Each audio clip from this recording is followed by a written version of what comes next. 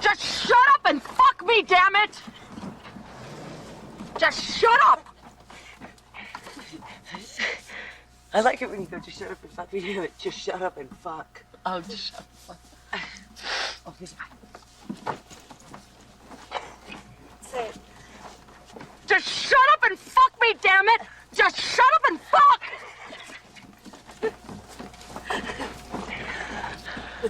They laughed. They did?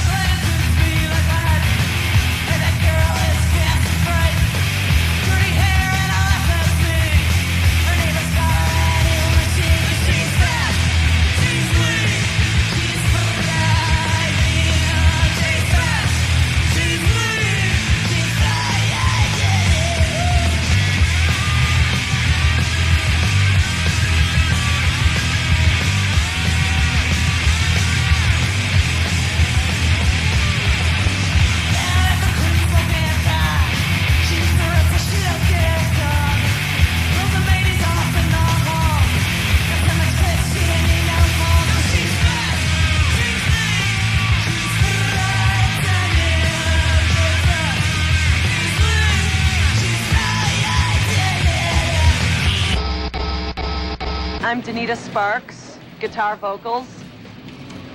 I'm Dee Placus, drums. I'm Susie Gardner, guitars, vocals. I'm Jennifer Finch, bass vocals.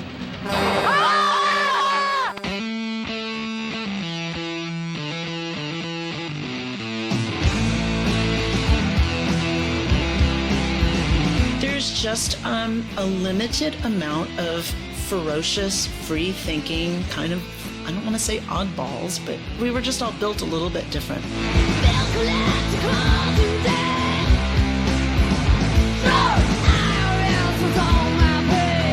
We're a little drained. Okay, then should we pack stuff up somehow? Yeah, We played tonight and They were very politicized. I mean, they spoke out against war. They had songs about feminism. They were openly, brazenly feminist, and it was done with real balls-to-the-wall fire.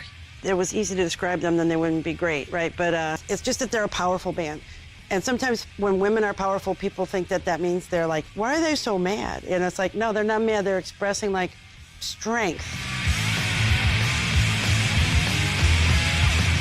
The first time I saw them, it was electric. It was just a constant sonic assault. They were punk rockers at heart. They would come up on stage and rip it up. They had the riffs, they had the songs, they just rocked.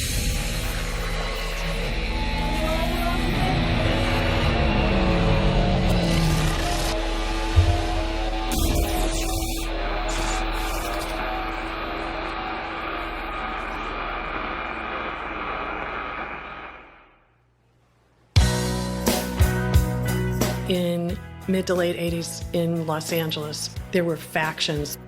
There were hard rock, hair band people of the Sunset Strip. There were punks at the Anti-Club and Al's Bar. You could be anything and play Raji's. I mean, you could be Screamin' Jay Hawkins or punk rockers. Then it became very crossover. Everybody was going everywhere. That was an era in that period of the 80s. Art and rock mixed a lot. I was sort of more into the Silver Lake scene, which was just tiny at that point, but you know, where rock was mixed with performance art, poetry readings, drag shows. You know, we were playing anything we could get on. But you know, our very first coverage was from the metal scene.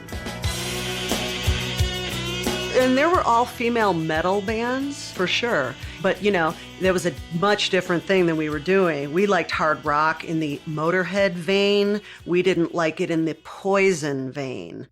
We didn't tease our hair. We didn't wear a lot of makeup. We weren't wearing bustiers. If we were going to be looked at, we were thrashing.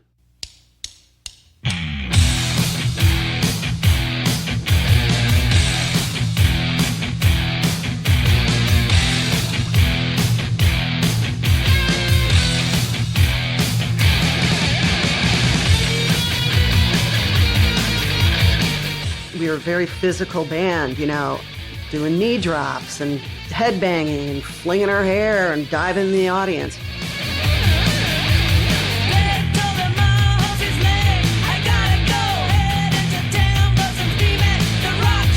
Rocking like, you know, legs spread wide apart, guitars low, rocking it. You know, we weren't the Bangles. You know, no one was trying to look really pretty or worried about anything but just rocking. Really, we came with authenticity, and I think that our generation was about identifying the authentic.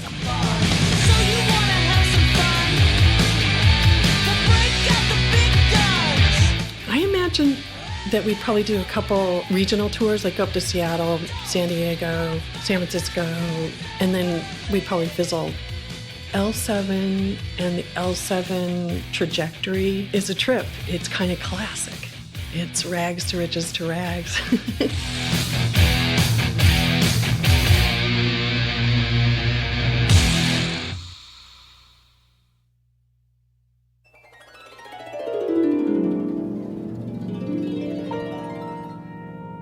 My mom took me to see Liberace when I was little, and he did 13 costume changes. It was pretty amazing.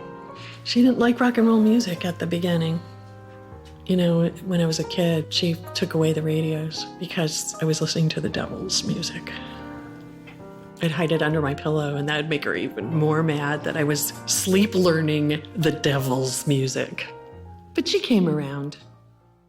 I wanted to get the hell out of the south side of Chicago, which was culturally pretty bleak.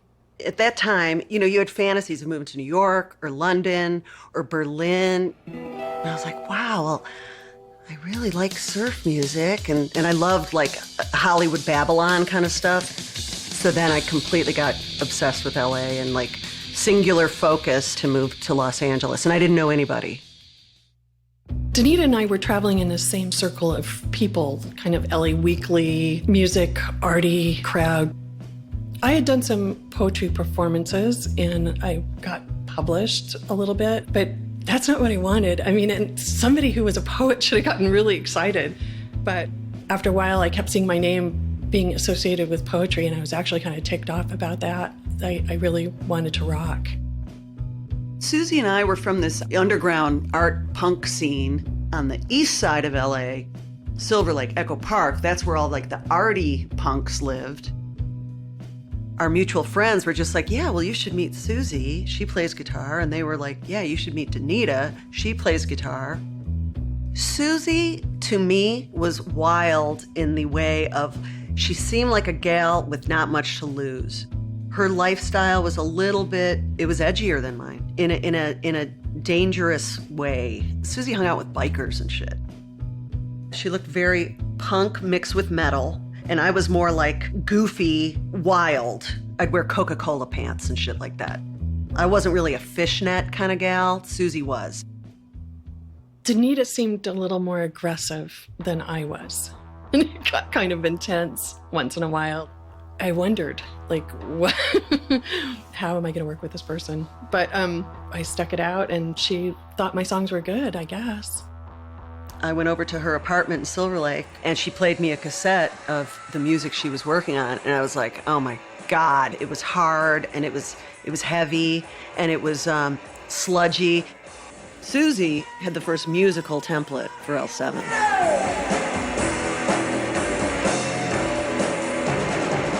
I think Susie was concerned that I was going to be too political. Susie just purely wanted to rock, you know? I kind of felt like I had something to say. I was raised to be political. I was raised to question authority. Susie wanted to express her emotions. I wanted to change the world somehow. We went through a succession of players. It was like a year and a half. Oh, we need a new bass player. Oh, we need a new drummer. Generally, dudes who wanted to play hard rock had no desire to play with women. It was just taboo at the time. We had to put ads in the paper to find new people, looking for a drummer who would like Ramones, Frightwig, Iggy Pop. We didn't care what gender as long as they rocked. It was really, really hard. Shitty gigs and just weird people around. being broke all the time, trying to keep our part-time jobs, keep our cars running. And there were times when she wanted to stop, and there were times when I wanted to stop, and each of us had talked each other back into it, like to keep going. It was a couple years of me and Susie slugging it out, the dark days.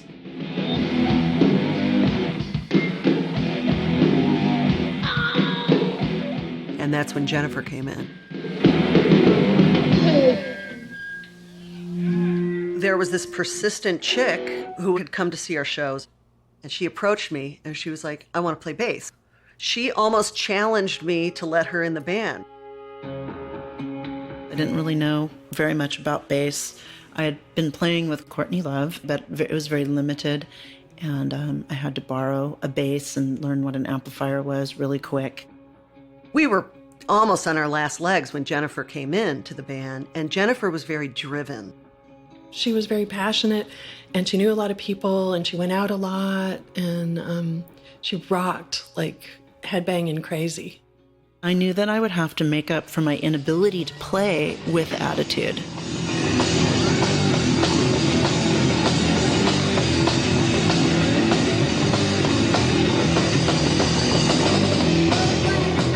It started feeling more real after Jennifer joined, because it just started feeling more like a rock unit. And she was very socially connected. Jennifer was a kid on the LA punk rock scene, and there was some momentum. She had a network of people that she could call and booked gigs.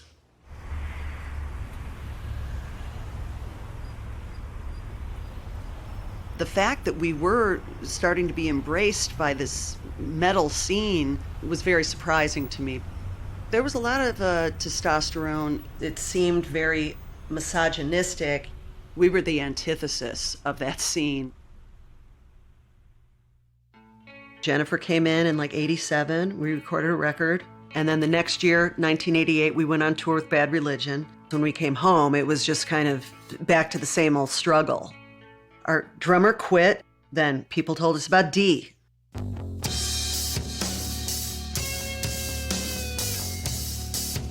I was in my living room, stoned, listening to Patti Smith's Radio Ethiopia, and I hear a knock on the door, and I see Donita. I was like, damn, this chick is fierce looking. I was like, oh my God, it was like memories of like being in Chicago in the bathroom at one of those punk rock places, because I never looked very punk, and I almost got my hair cut off in one of those bathrooms without my consent. And she called me up and said, I want to come down and audition. And pulled up in a Country Squire station wagon. And as soon as she played, it was like perfect, And Susie and I just looked at each other like, fuck yes. Numerous friends from other bands, like, this is your missing link. This was the one, now it's go time.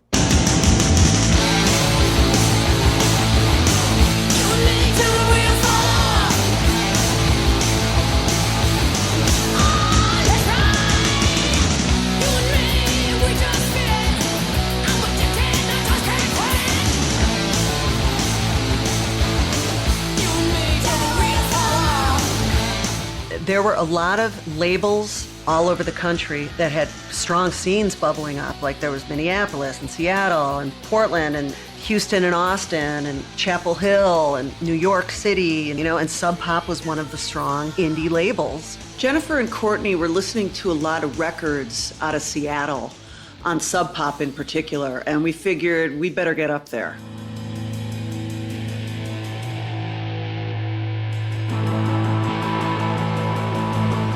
When we got to Seattle, it was on fire. There was just an energy there for sure. They were much more progressive than LA. It's like night and day. You had the cool guys who were all PC and they were all feminists who were like not threatened by us and thought we were cool and good. We were being accepted as a real fucking rock band. Jennifer was always in touch and in tune with this label and that everything that was going on. So the guys from Sub Pop were coming to see us live. They liked our set a lot and wanted to know if we would do a Sub Pop Single of the Month club, which was like a huge deal. So we recorded Shove for a January 1990 release. It sort of kicked off the 90s for us, and we had an underground hit on our hands.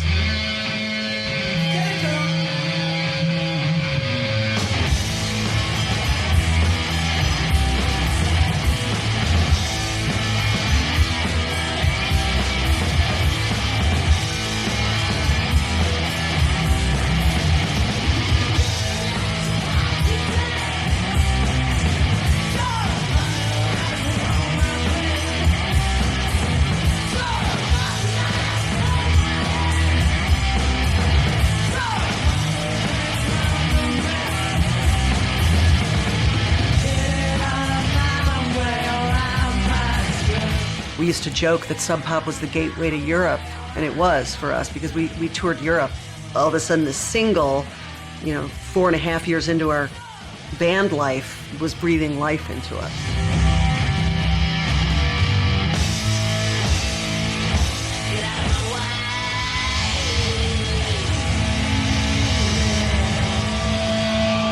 This scene was all over the world at that point. We knew tons of cool bands in the underground by then. Everybody was getting a lot of attention. For L7, the momentum, you just felt it. Every show in 1990 was an epic event. There were promoters that didn't pay us, that we had to make them empty their pinball machines. There was a promoter that touched Donita inappropriately, so we all peed in his hat. We broke down in Barstow, and my father came and picked us up. Craziness, vans breaking, explosions, knife fights.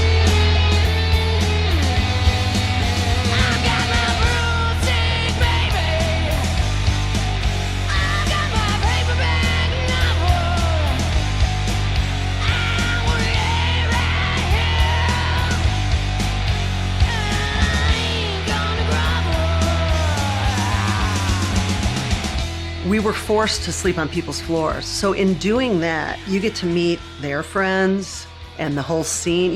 Usually the people who are asking you if you need a place to stay, Mud Hutting were there the week before on their floor.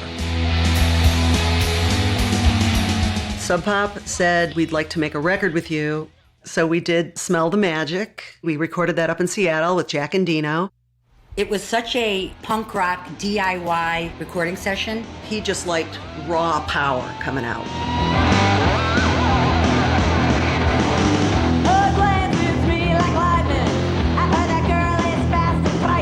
Fast and Frightening is an homage to a wild female. Because I've always hated, oh, she's got balls, and I'm like, why do people fucking say that? That's so lame, why does it take balls to be fierce? Oh, got so much clit, she don't need no balls, and she's fast, she's lean.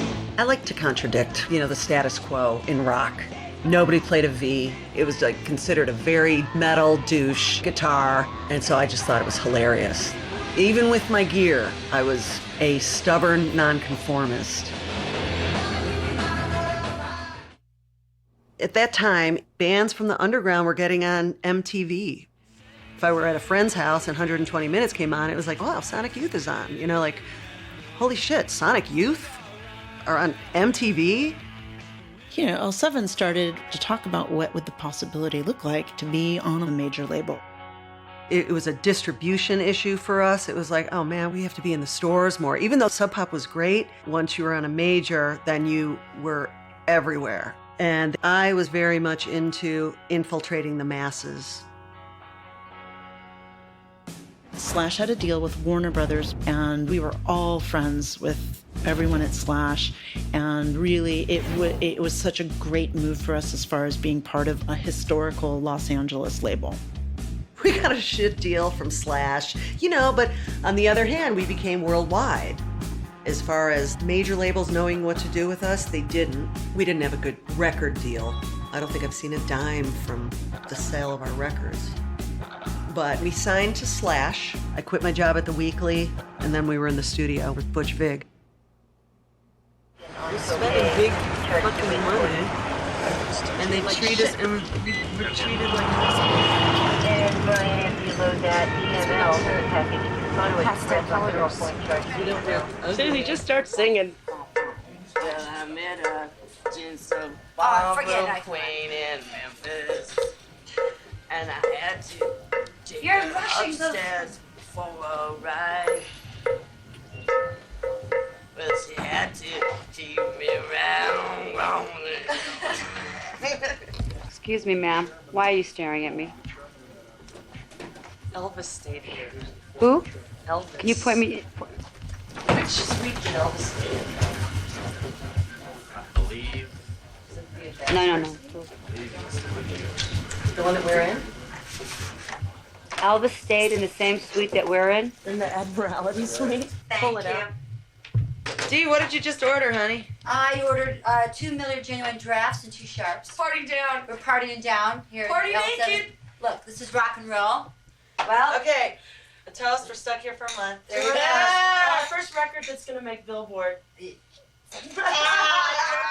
Please don't hate me 'cause I'm beautiful. Please don't hate me 'cause I'm lovely.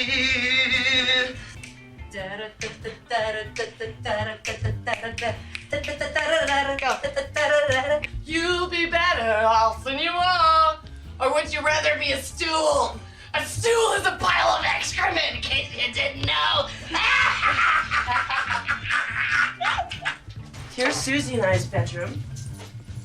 You know, there's no safety liner over the toilet. Disturbing you. We're now talking to John, who Oh, just okay. informed us that he's marrying the chick from the Smashing Pumpkins. The studio. And now there's something I'm going to ask you, but believe me, don't think this. I'm being silly, but it's important because, like I said, I'm an experienced married woman. You know. I mean, how's the sex? It's pretty awesome. That's good. So she gives good head and all that. Hey, that's an important look. Kirk would have dumped me in a second if I couldn't suck the chrome off a trailer here. Yes. Hi. This is L7. Look at all the records they've done here. Hey, Was this a single? I know, I was just gonna say. Wow. I like that photo. It's kind of interesting. Seltzer, Pepsi, Mountain Dew, and Triple X is, of course, ice cold Frosties. Okay. Okay? This is all for It's us. illegal to advertise that there's anything other than Triple X in there, so But there's really beer in here? yes, Beer ice in cold that one. Frosties.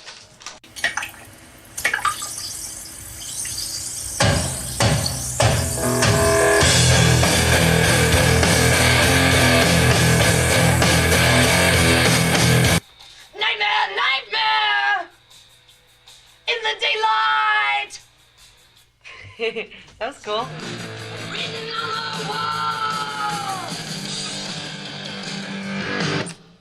I think that sounds cool.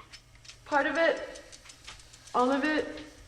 Why does everything take 5 hours? Because we're professionals. That's a good answer. Good answer. Because we're pro! Because we're professionals. No, because we care. Because we care.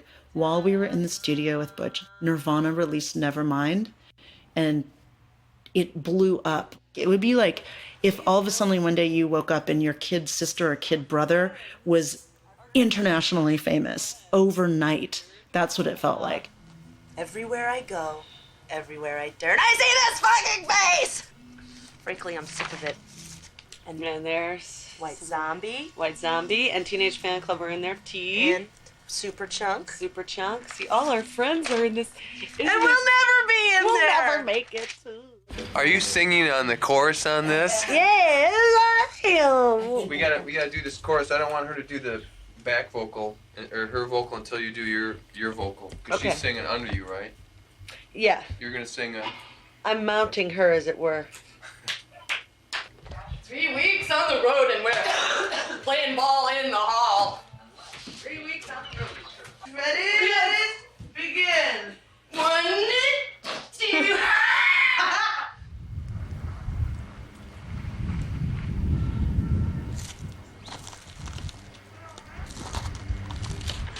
Susie, could you get the walnuts that are in the kitchen so we can leave them for the squirrels? Oh, yeah. Hey, look. The squirrels are looking for you. They think you're nuts. Ah! Okay, now come towards me. Stop it! Stop it! Okay. You might car. Come towards me. Suburban middle-class white America, get ready for the most dangerous women in the country.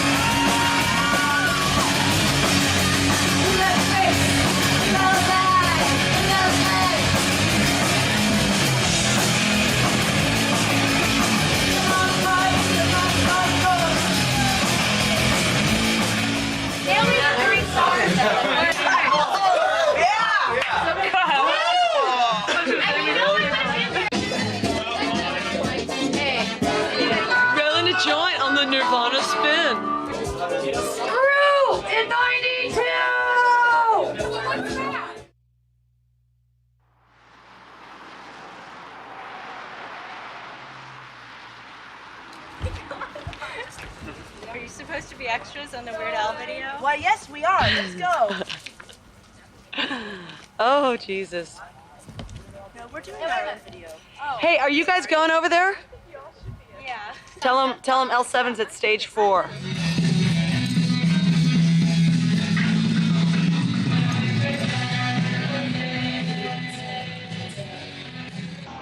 We did the video for Fast and Frightening with Gore Verbinski.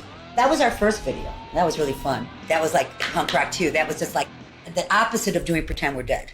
You know, Pretend We're Dead was like a big, music video. Play that.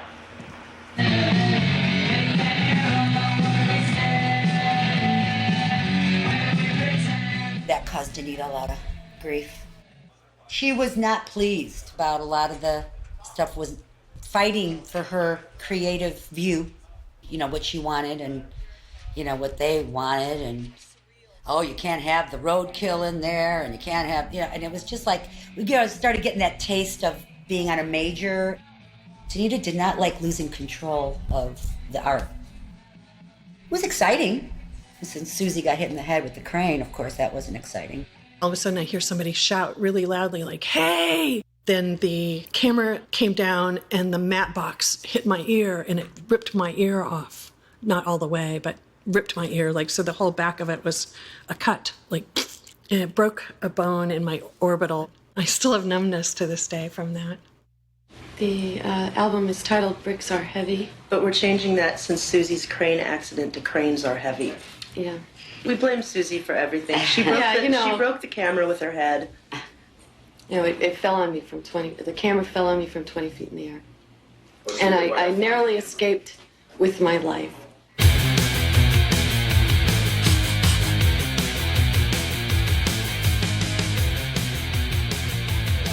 Here she comes. Culo first. I can't find their boots. Oh, you're gonna heat up a microwave. Is that place open over there? Can you go inside? Go inside. Okay. Thank you. Are you gonna walk over there? I'm gonna piss somewhere. Oh, Jesus! Whoa, look at that. Wow, I'm impressed, Anita. Look at the overspray on that. Hey, can we get a tape measure out here? 6-4, baby! Got to get out of this hellhole! Look, you got a new camera? Yeah, we got a new camera. Now, check this out.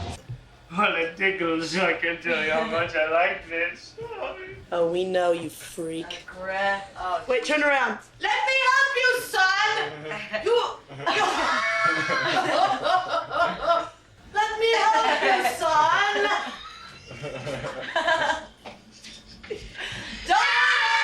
Don't hurt her!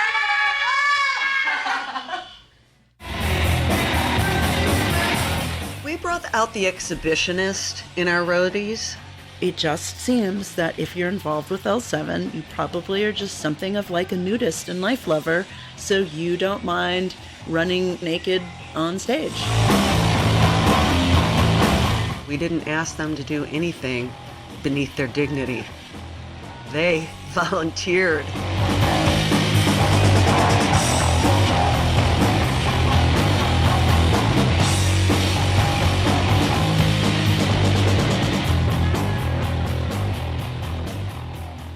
We're gonna be staying up in hotel rooms, smoking big cigars, having big old bags of beads, counting the money. We gotta hire a different guy to count the money. Please welcome L7. I don't know if meticulous is the right word with the band image, but we were aware of the scrutiny that we were getting for being all gals. I don't know how to put this into words. I guess I just have to say it. You couldn't be too sexy. If you were too fluffy or cutesy or something, then you weren't going to be noticed as being a musician. And I think we were aware of that. So let me ask you, I was thinking, well, how do I ask him a question that has anything to do with being four women without one of them wanting to, like, hit me or something like that? Are you How do you know we're women? How do you know we're women? Are you sure? I No one knows but our hairdressers. Maybe it is a big assumption. Is this something that everybody still asks you guys about? Is being a quote unquote girl group, and you just not deal with it? Well, it's a part of us. I mean, we are who we are, but there's many parts of us as well. Mm-hmm. We not only have poontangs, we also have armpits. That's right. Many parts to the anatomy, exactly. We really wished that gender would just go away, that we would be seen as rock musicians. Donita did a really good job with screwed up crazy lipstick and eyes, and Donita and Jennifer would put stripes on their bodies. What is it like to be a girl in a band? It just was annoying, The point was to rock, and please recognize us for our rock. When L7 formed and they started playing, they were an anomaly because they were as heavy as the fucking boys. What I liked about L7 is they were not afraid to be ugly, but they knew that that's not enough. It's not enough to just be a cute face. And their music was raunchy and a bit ugly too. They weren't trying to appeal to anybody. They weren't trying to appease anybody. They were really the first band that I saw where they looked very, raw. They were not, even if they wear makeup, it's not to look hot or they're not trying to sell sex at all, which is why L7 is a really big inspiration, I think, for everybody that was kind of exposed at that time. There are a lot of women in the audience tonight, so while you're doing your thing in the pit, please be considerate of them. That's all we're asking, okay? Unfortunately for women, they have been sidelined to a certain degree. They're not necessarily always seen as legitimate or as important or as deep or intellectual or whatever word you want to use as their male counterparts. There was so much blah, blah, blah about women in rock at that time that I just think back and I cringe. It was noteworthy and it was worthy of conversation, but it got so tedious being asked all the time what it's like to be a woman in rock, and I can only imagine what it felt like for them. I think they had a good time making fun of a lot of interviewers, and they poked fun at everything. But it's unfair for them to be labeled in that way, and I think a lot of female musicians got really pissed off about that label. So you put on an L7 record and it rocks. And so then it transcends all that, gender and all that. Just forge through and just play a badass show. They always did, and that was constantly inspirational. But that's the only response you can give them, really, is turn it up. Hello, Daddy. Hello, Mom. Jerry Bomb. Don't make love at The abortion rights issue was really just getting hammered. I had been, in the 80s, I was protecting clinics, on a Saturday morning and shit, dragging my ass out of bed. So when we got some clout, we wanted to do a pro-choice benefit concert and partnered up with the Feminist Majority Foundation and started Rock for Choice. The first show was at the Hollywood Palace, and it was Nirvana, L7 Hole, and Sister Double Happiness.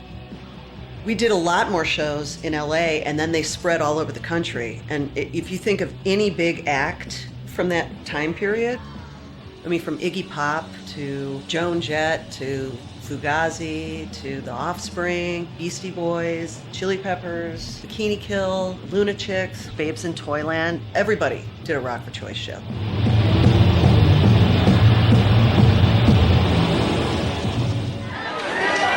Sign the pro-choice petitions out front. All it takes is a signature. There's also the White House. Hey! Whoa! George Bush got you! The Positive Force DC show was historic. It was the night before the March on Washington for pro-choice. And it was with Bikini Kill, Fugazi, and L7. We've been under a lot of pressure lately, and it would really allow us to blow off some steam if you danced for us on stage. Yeah. Okay, yeah. And we have a costume for you to wear. Ian, we're simple women with simple desires. You are simple women, there's no doubt about that. That's gotta hurt. Oh, God, that really hurt my feelings. Oh, gosh. We're simple women with simple minds. Fair enough. I can't argue with that kind of logic. I called Ian and his band the Alan Aldas of punk. He called us the Carol Burnett's of punk.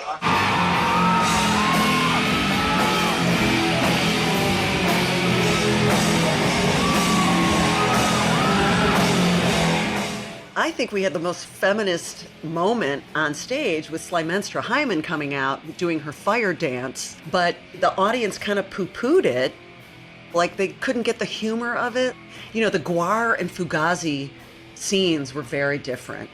I mean, how can you not fucking love Slimenstra Hyman?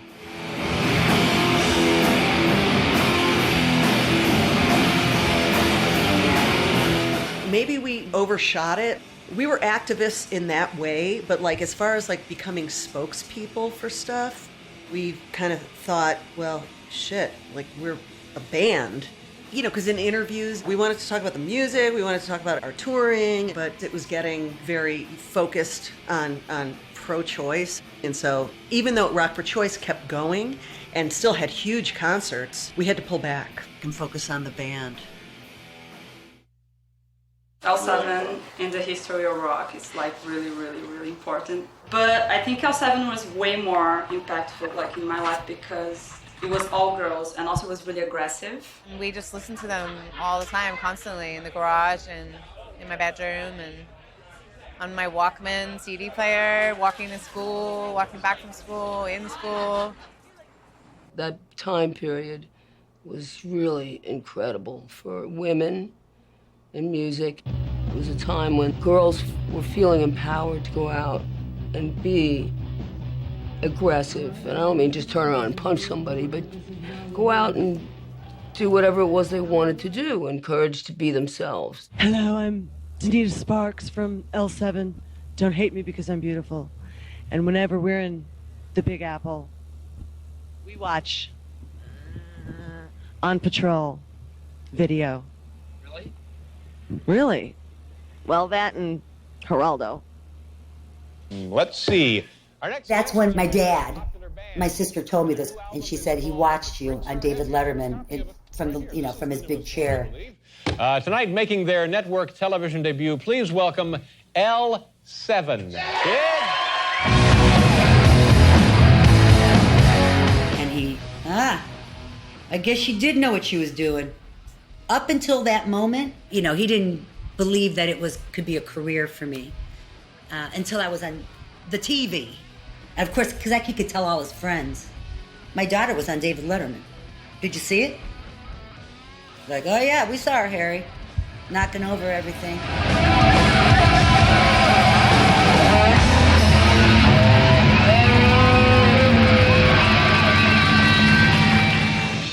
L7, Paul, what do you think? Yeah, swinging band.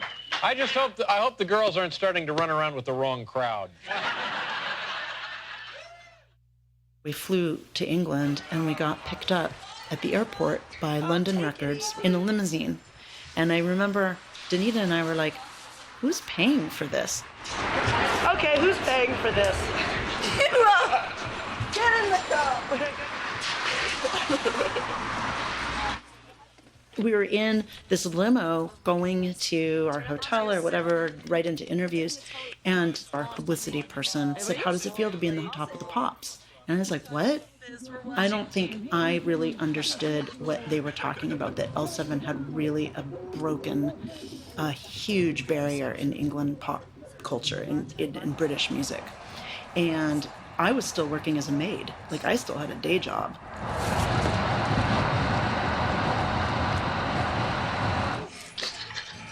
You playing here tonight? Yeah. We're playing there tonight. L7? Uh-huh.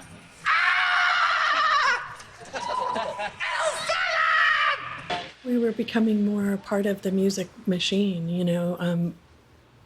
with publicity and all those things going for us. I mean, if you don't do those things, then you're not going to chart. Hey there, Georgie girl. La la la la la la la la la.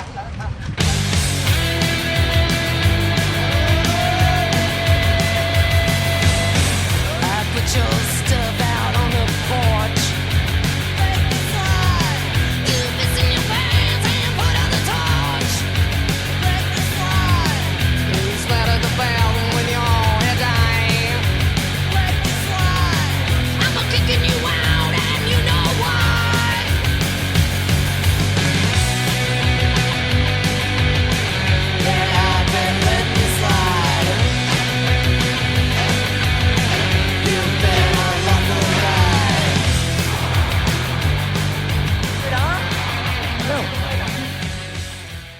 So welcome in our studio. Thank you. Okay, let's start with Los Angeles. Trashy and beautiful. Touring. Pleasure and pain.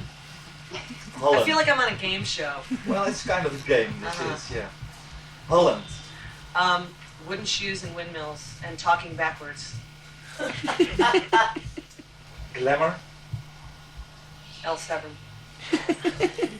Kiss the corn of shiny, shiny palace. Shiny palace on my toe. Get the pad of furry velvet. Furry velvet by Dr. Scholl.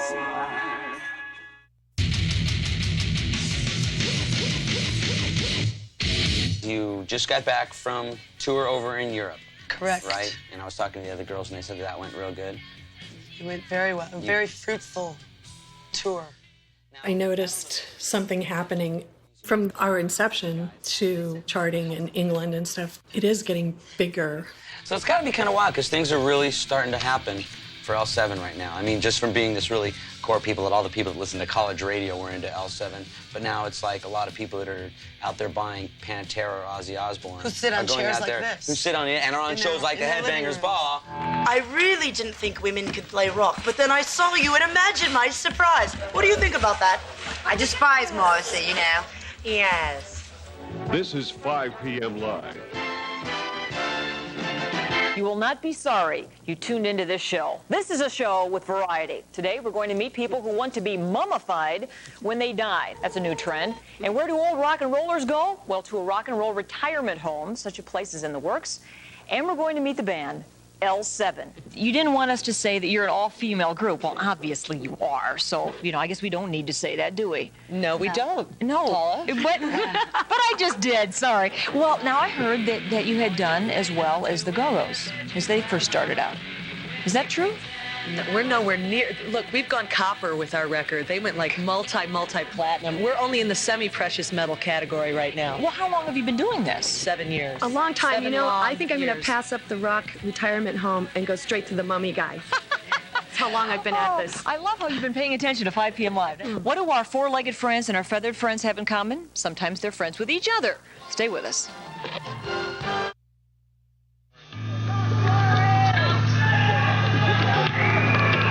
So what's up? Oh, thank you. They're throwing mud at us. That's lovely. Welcome to Reading. L7 have become famous for their riot grrrl anthems, including this one, my own particular favourite, which contains the timeless lyric, "Got so much clit, she don't need no balls." Exactly. That show was a big deal for us to get on that show. You know, it was big. Nirvana was the headliner at their peak. We had no sound check. They just threw you out there.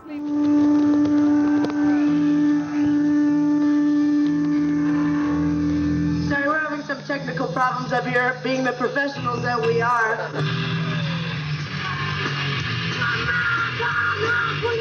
As a performer, what makes the difference between a really good show and a piss poor show or one that you had a bad night?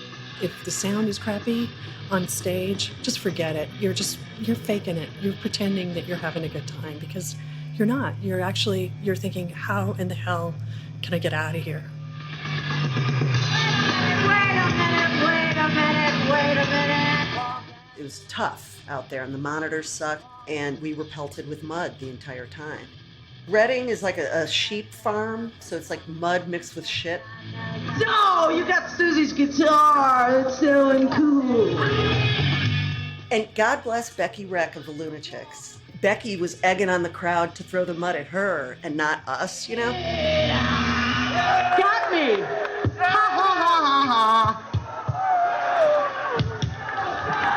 Got me again. One of the reasons why I threw the tampon was like to save me from this situation. You know, I just wanted to do something like that would amuse me to like, because I wasn't having a good time. I couldn't get my pants down because they were duct taped because I'd had no belt.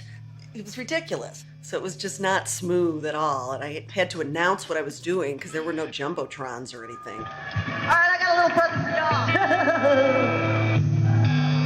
y'all. Eat my used tampon, fuckers. Oh, Jesus. Watch out for tuberculosis. All right. After that show, we walked off stage feeling deflated. Jennifer and I both kind of looked at each other.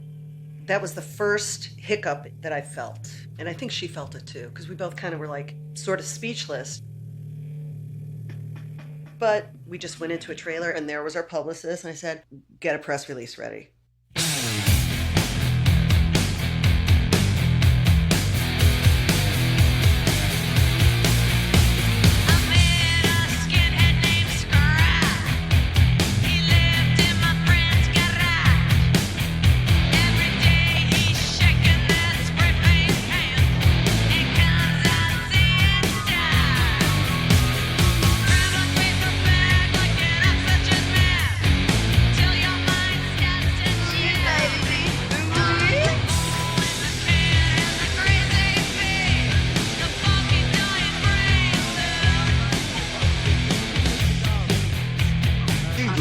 You'd like to me.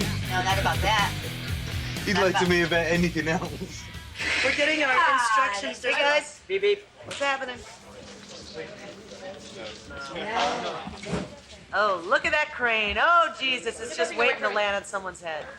Susie, just look up. Susie, you look smashing against this backdrop. Just look up. Look at all the things above her. You look very swinging London. Our appearance on The Word was kind of weird because the whole show was pretty silly. It was kind of an all over the place sort of variety show. And we showed up and they had a male bum contest going on. Tonight on The Word, the best bums in Britain. Take it from me, tonight's show is going to be hot. Hotter than Windsor Castle, in fact. And to kick off tonight, this is 4 Californian girls, L7, pretend we're dead.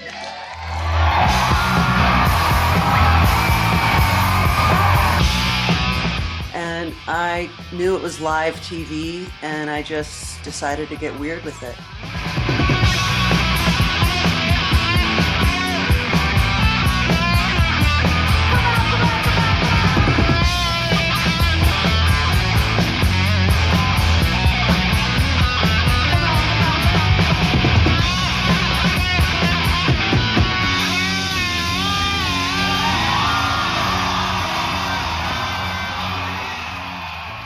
L7 made a big splash on The Word, but producer Paul Ross says L7 won't be banned from the show.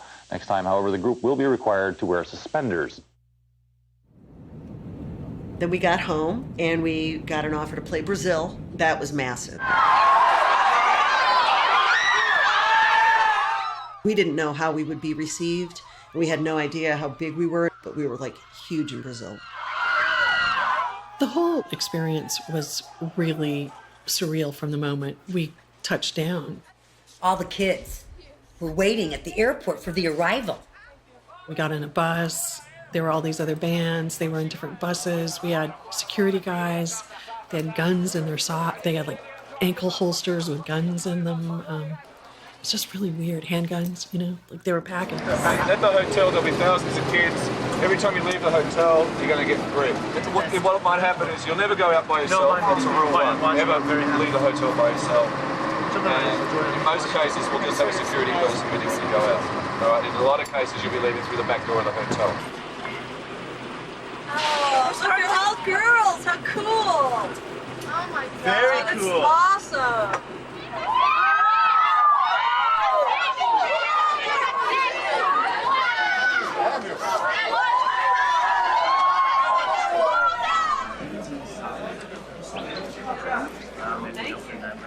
It's a magazine.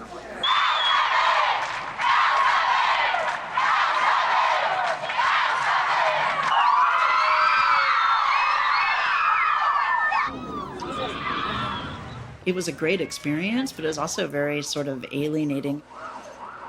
Police escorts to the stadium. It was funny and surreal, but you could also see where that would get really scary after a while. Dude, I got stomachache.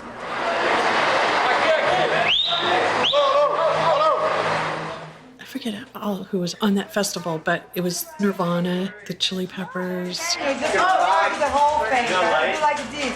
Yes, I am a rock and roll slut. Yes, I am a rock and roll slut. Yes, I am a rock and roll. No, see, what you are is obnoxious. Playing in front of all those people, that was serious pinch me. It was the biggest show I think we'd ever played before. I just remember trying to remember how to breathe, just keep breathing. I mean, it was ridiculous. It's a sea of humanity.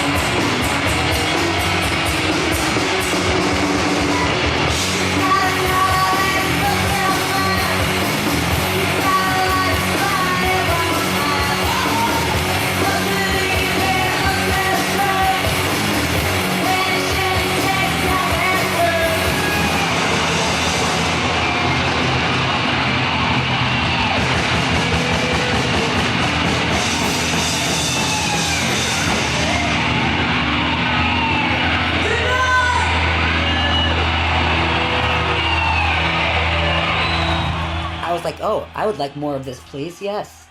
It's only up from here.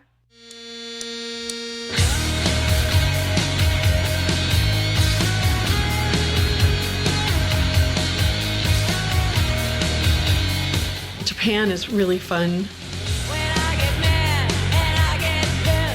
We had done a photo shooting with those sick masks, and the whole audience came with the masks the next night.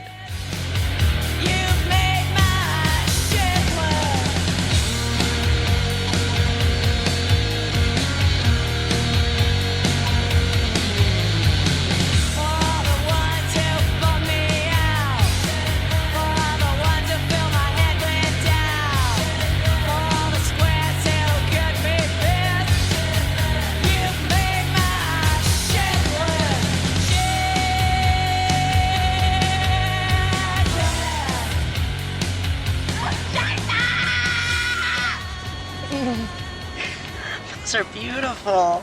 I've just been to the doctor in Beverly Hills.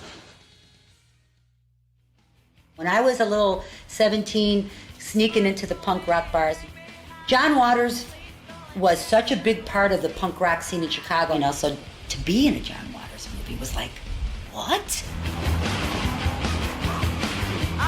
He said he liked our attitude and our politics. He said, I don't care what it sounds like, I don't care what the lyrics are, I just want it to be called Gas Chamber. And so we wrote it in character as Camel Lips.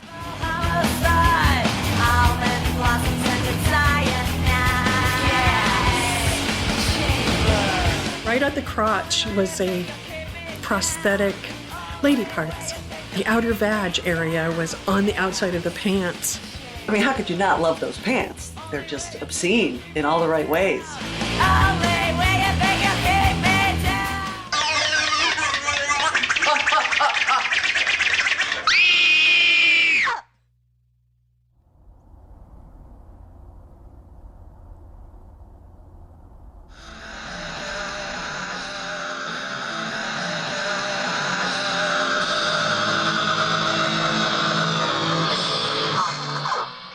Joe, Joe Martin. It's right here. The Susie Sellout. We recorded Hungry for Stink. There was a conscious decision to make it sound a little dirtier, a little less polished than Bricks Are Heavy.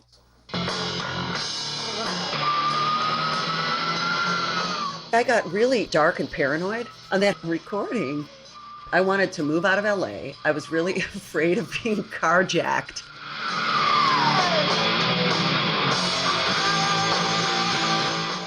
And Motley Crue were recording there too at the same time. They invited us to come in and listen to a track of theirs. And we walk in and there are magazines taped all over the room of naked women. Look at all the pinocchles.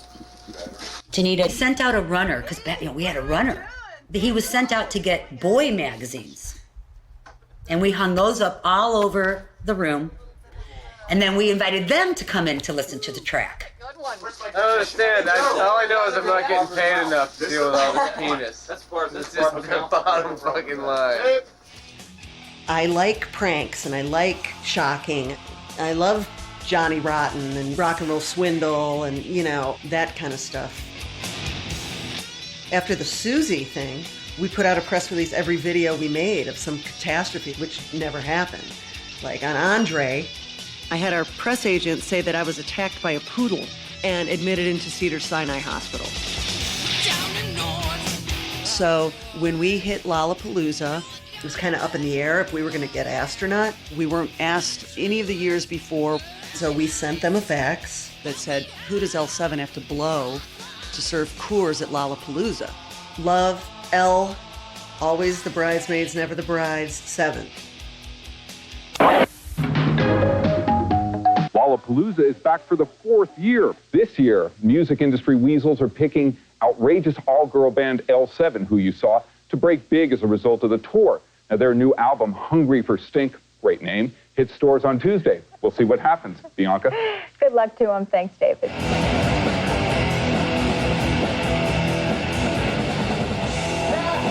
Expectations for L7 were very high in the wake of Nirvana, but we weren't cracking a gold record. We were not getting hard rock airplay, so that will hurt you. Because when you're signed to a major, there must be results. For me, even with these amazing shows, I started to feel our trajectory starting to slow.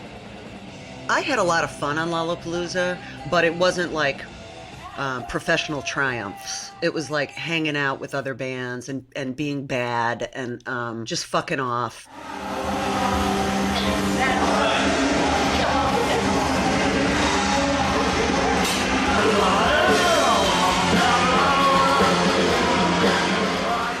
We played in the daytime, and we were playing in a lot of these things called sheds, which are a small amphitheater with a roof over it.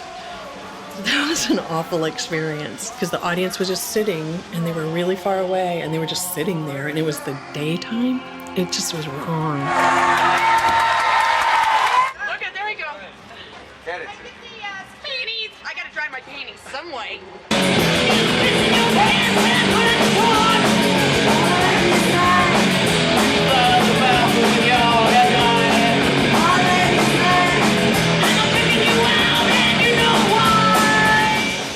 I think we hated playing in the daytime almost as much as Nick Cave did.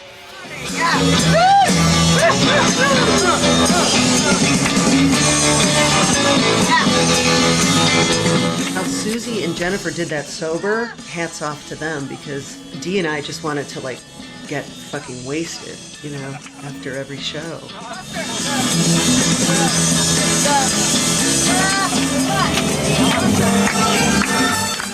It just was difficult being sober at that level. It's a constant party.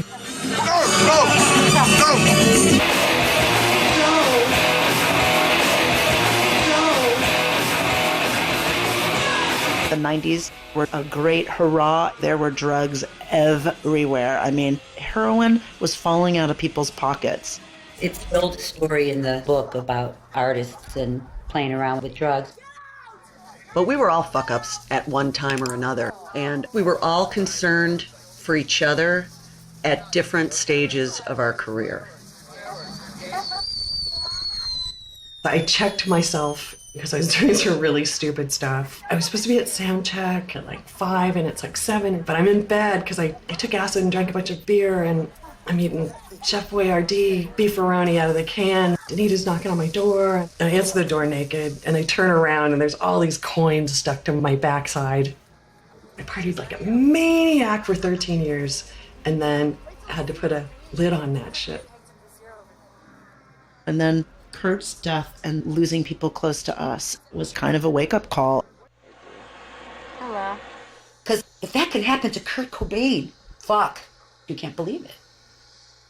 But it changed everything. Things got darker. It affected everybody.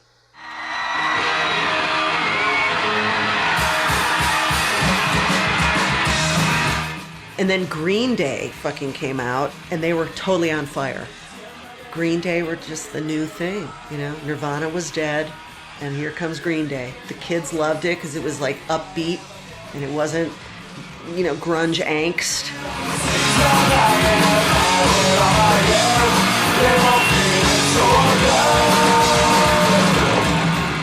I think it's kind of cool that we've all gotten past the grunge revolution and we can now go into a new thing. We're optimistic. What do you call that? The sponge. What's the new thing? The vaginal sponge revolution. The vaginal sponge revolution. I've never been this hard before. You know those kids that showed up for Green Day were on a total bummer once Nick Cave came on. You know what I mean? It went from like adrenaline to heroin, like with us in between on Quaaludes and booze. We are L Beer Gut 7, the soft white underbelly of grunge rock and roll.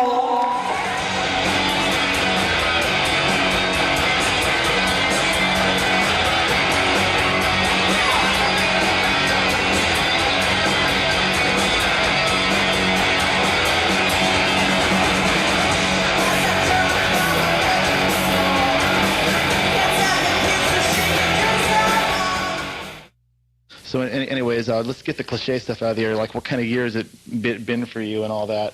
How's it been? It's been annus horribilis. Yeah. No, it's been a good year. It's been fun. Yeah, so like, how'd the album do overall? Is that compared to Bricks Are Heavy or your previous releases? I think it sold about the same. Is that right, Dee? Yeah. They had high expectations for this record. Let them down.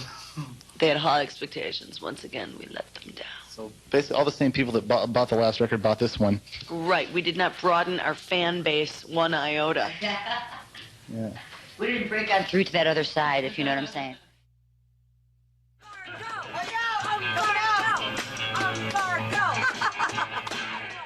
In hindsight, not at the time, but, you know, it probably subconsciously at the time, but in hindsight, I see that year as kind of an unraveling sort of year. People were expecting us to go gold, and so, you know, when that doesn't happen, you can start to feel that we let people down. And then Umbar died, you know. We had a very dear friend and roadie who died on our tour bus. And we weren't on the bus with him when he passed away, which is frustrating.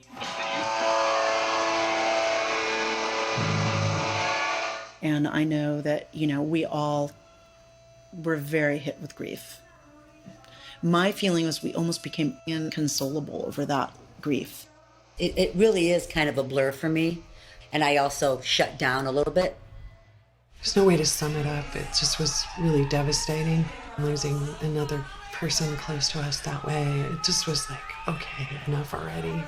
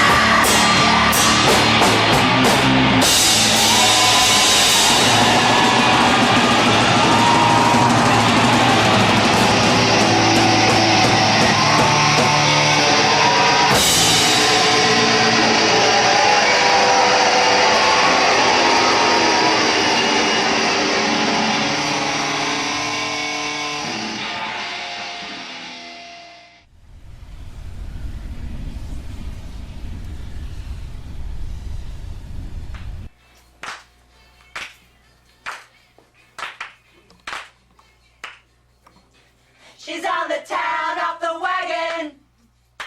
She's on the town off the wagon. She's on the town off the wagon. She's off the wagon, wagon, wagon, wagon.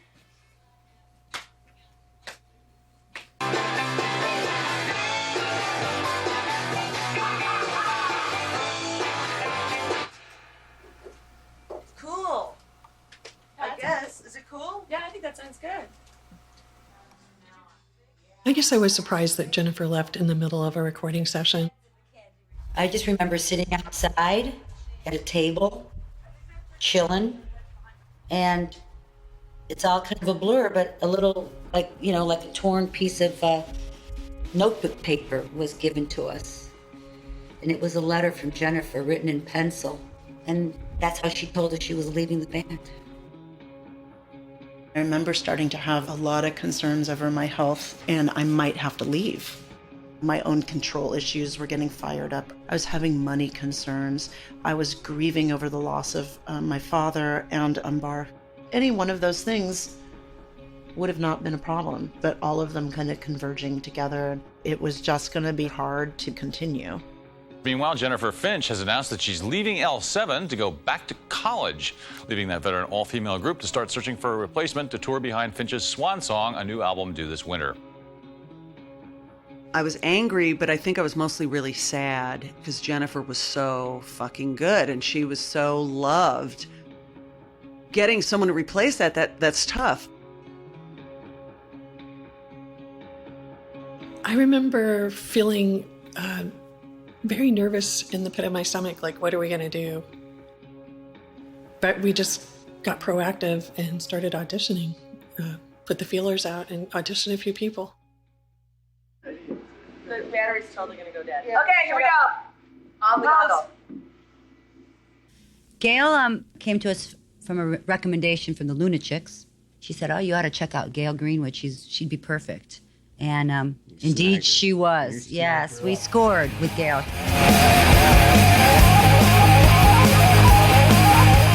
Musically, she's awesome. She fits into the band with the personality. Everything's just clicking. So. That's cool. That's always nice. And they have a new CD out. It's called The Beauty Process, Triple Platinum. Okay, so I'd like to make a toast right now to L7's new album. When Jennifer left the band, it was a huge wake-up call, and it made Susie and I get very serious about what we were doing, and we got very focused again. It was do or die, we felt. Now with Gail in the band, The Beauty Process was a record that we all kind of got our shit together on, which we were really proud of. Set yourself free by buying the new L7 album.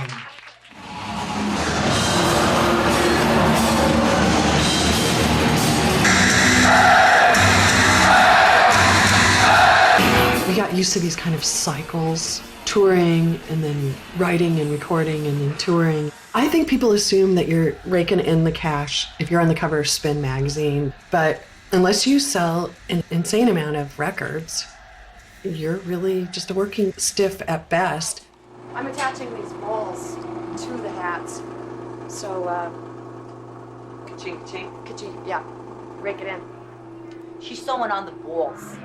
Tours are promotional, but you make money on merch or whatnot. And a lot of times, you know, by the time you go on a tour, you're in debt. And so you come back with $5,000 or whatever, and you already owe that. So all of a sudden you're in the hole really fast.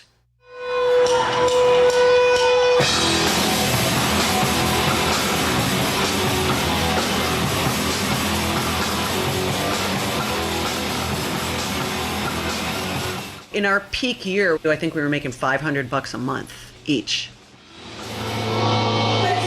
It's like, here, you've got a tour bus. It's like, oh, wow, we've got a tour bus. How cool. Like, not realizing, oh, that's coming out of your ass.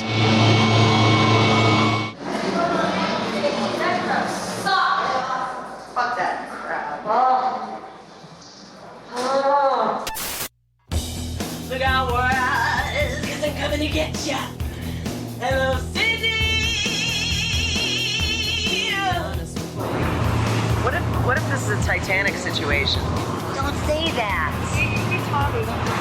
Yo ho, a pirate's life for me.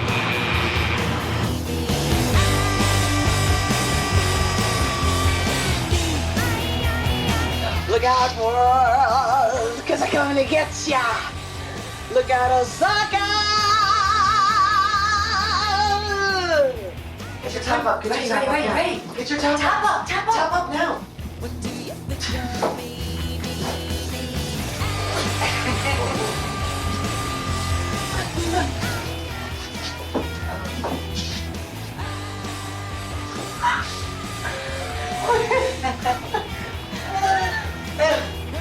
What happened? What happened? She had her top up and he walked right in. What did he see?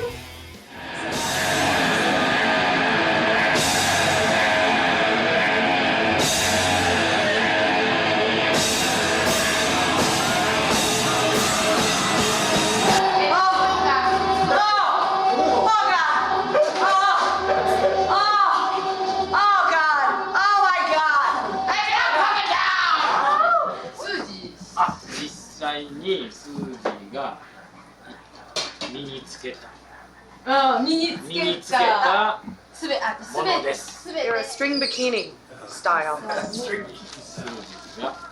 We're thinking about profit margin here. Oh, I've heard that. Susie Petty's right here. Come on, where's the yeah,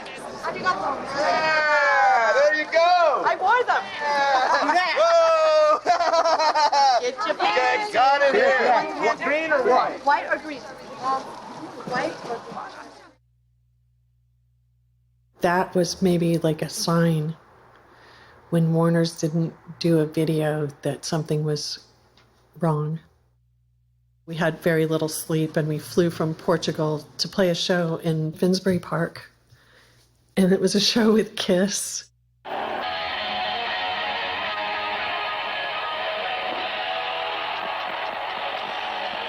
And it was early morning and we were at this venue at the park and we were backstage.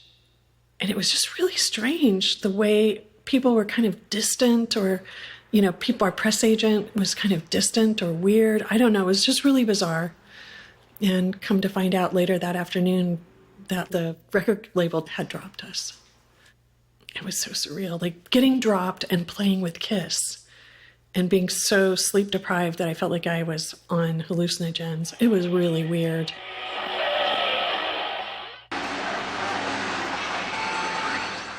The decline in the band, meaning you don't have support of a big record label and their press machine and different things, then you go back to the level that you started with, which is do it yourself, DIY. This guy was on his way to work, and he saw that we were leaving, and he just happened to have our single on him. Oh. Just so happened the rare collectors. It's very rare. Were you taking it to work to tack it up by your little cubicle?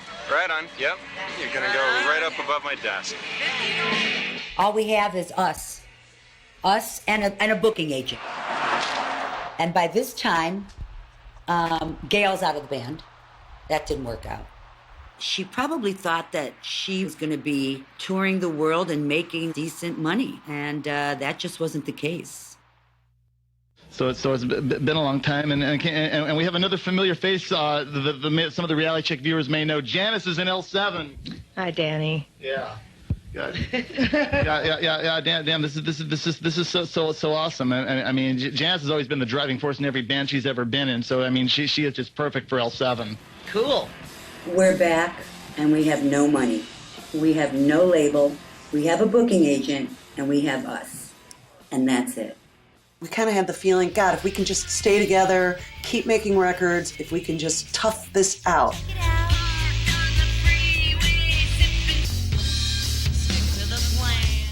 We're not going to give up at this point. So we started Wax Tadpole Records.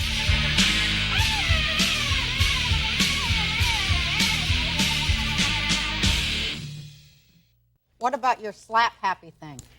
That's our new CD. We Yeah. started our own label called Wax Tadpole Records. Why did you start your own label? Because we were sick of the suits getting all the hookers and cocaine. So we wanted the hookers and the cocaine, so we are now record company moguls.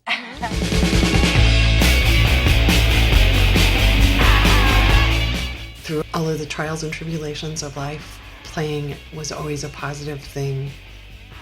But it did seem like it was getting harder and harder, and I was getting older, and I didn't know quite what how I wasn't going to be able to maintain an income. Everything was falling apart.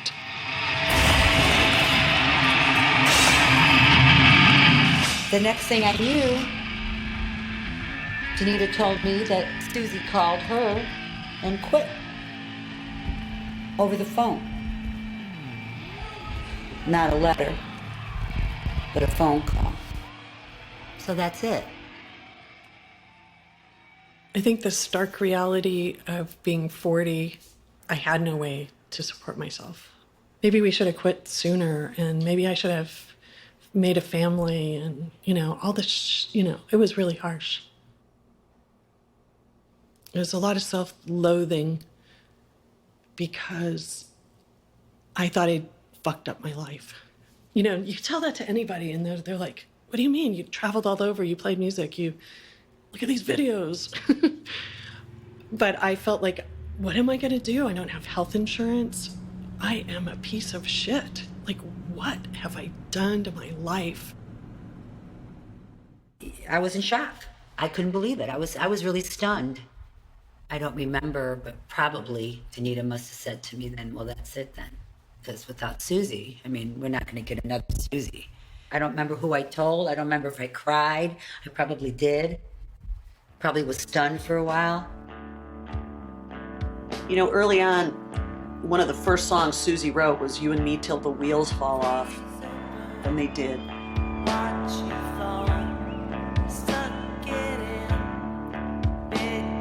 Being in a band, it's like your family. With the loss of the friendship and the loss of my creative partner, just the shitty way that it ended, I was devastated. I think that we were all hoping to be able to avoid each other because it was still so raw. And I think we all got depressed when that happened. It's hard to quit a band, and it's hard to be left holding the bag. Just Dee and I, and it was brutal and a very humbling experience.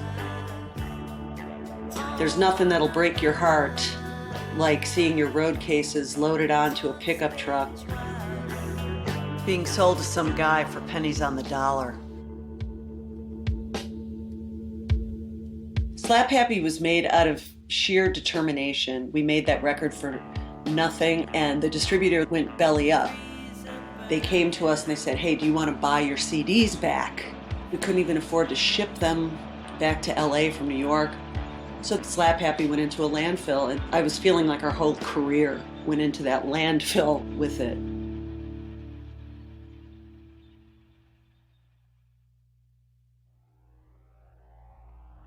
When the band broke up, and during the years following, the digital footprint of L7 was very minute. It was almost like we didn't exist. Then with social media popping up and these pages, fans started to gather, people keeping us alive, archiving us for the future.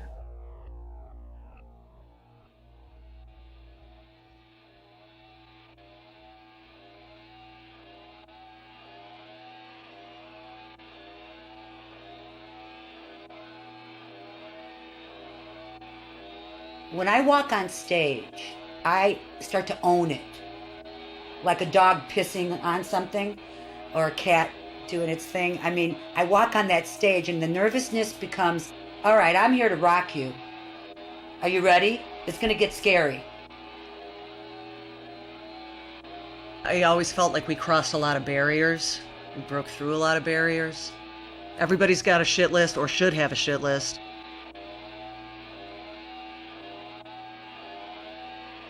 Did we have a huge hit chart topper, break the bank kind of thing? No. But as a body of work, I'm super proud of us. We were just a rock band that had a lot of firsts, and sometimes when you're ahead of your time, you're just behind on your rent.